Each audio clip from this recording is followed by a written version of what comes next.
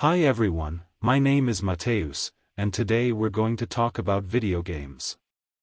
The director of Valorant has announced that he's now working at Bungie.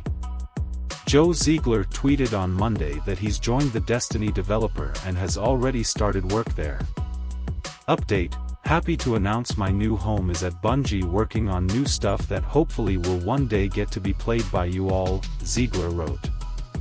Ziegler is credited as the person who came up with the initial idea for Valorant, which was released in 2020 to critical acclaim and went on to reach over 14 million monthly active players within its first year.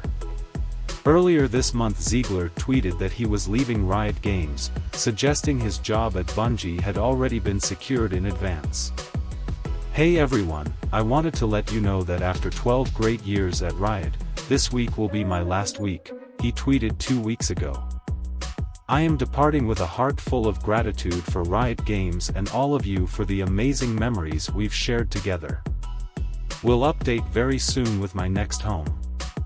Developer FLAW announced that Sifu will launch on Xbox One, Xbox Series XS, and PC via Steam in March 2023.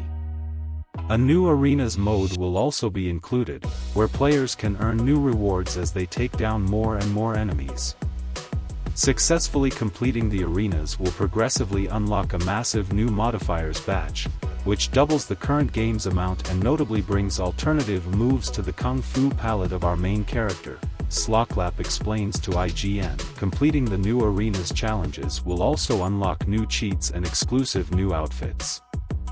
A major new study from UK consumer group which has found evidence that the Nintendo Switch's infamous Joy-Con drift is likely caused by a mechanical fault, pointing to fundamental design flaws.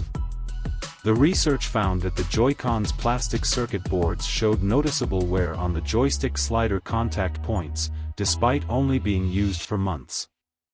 It is this wear that ultimately results in drifting. In addition, dust and other contaminants were found in the Switch's internal components, despite attempts by Nintendo at dustproofing said areas. Which also criticized Nintendo's handling of the situation and its response to affected consumers. The organization has called upon Nintendo to provide a compensation or refund plan for any UK consumers who can prove they purchased a replacement Joy-Con due to drift since 2017, and said that this scheme should be widely promoted. It has also called for Nintendo to offer a no-quibble repair or replacement of all Joy-Cons that have developed drift since 2017, completely free of charge. In a response to the study, Nintendo issued the following statement: the percentage of Joy-Con controllers that have been reported as experiencing issues with the analog stick in the past is small, and we have been making continuous improvements to the Joy-Con analog stick since its launch in 2017.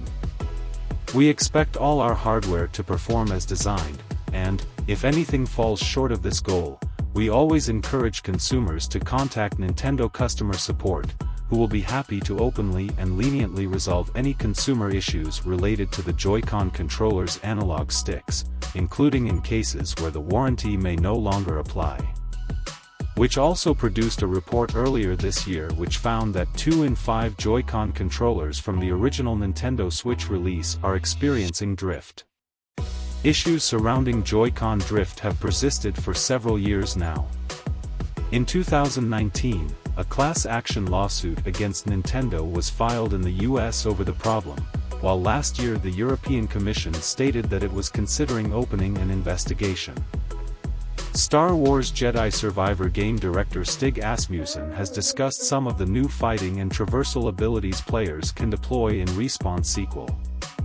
Asmussen told Game Informer the protagonist's combat abilities have evolved since the original game with the inclusion of 5 fully realized fighting stances. A lot of it depends on the enemy that you're coming across, he explained. It's advantageous to use certain types of stances against certain types of enemies, and it's up to the player to figure that out. It requires the player to break down the enemies and figure out what the best weapon of choice is. The new stances include a dual blade option and a blaster and lightsaber combination. It really speaks to where we find Cal in this part of the story, Asmussen said. It's 5 years since the first game, and the dark times are still in full swing. He's an unconventional Jedi, and he has to do unconventional things. So, something that would be frowned upon during the height of the Jedi Order? Cal's finding he's going to do whatever it takes. Another new stance sees players wielding a cross-guard lightsaber a la Kylo Ren. It's a more confident approach, Asmussen said. It's weighty, it's beefy. But you have to be very measured on how you use it because the timing windows are longer with the blade. When it comes to exploring the game world, Survivor introduces several new traversal features, including an ascension cable, a type of grappling hook, and the ability to tame and ride creatures. It's much of a wider Metroidvania approach, Asmussen said. Cal can cross huge gaps by chaining several types of skills together. But it's also about how we approach these mounts and how they're used to negotiate and dominate the world. That's all the news for today, Tuesday, December 20th, 2022. If you enjoyed this video, don't forget to like and subscribe to this channel. The links to all the subjects discussed in this video are available in the description below. Thank you so much for watching, and I'll see you next time.